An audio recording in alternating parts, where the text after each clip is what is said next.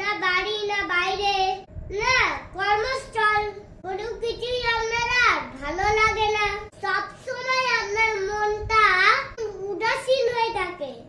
আনন্দে হাসতে ভাল লাগে না, দুঃখে কাঁদতে ভাল লাগে না, কাছের কাউকে নিজের ব্যাপারে কিছু বলতেও আর ভালো লাগে না। বুকের মধ্যে কেমন শূন্য শূন্য অনুভূতি হয় আপনার।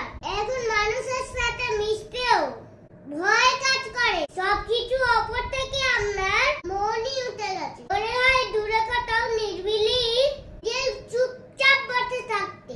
আমার আর কিছুই ভালো লাগছে না। যখন আপনার মনের মধ্যে এই ব্যাকুলতা হয়, ঠিক সেই সময় ভগবানের দ্বারস্থ হয়। তিনি আপনার জন্য অপেক্ষা করে আছে। আপনাকে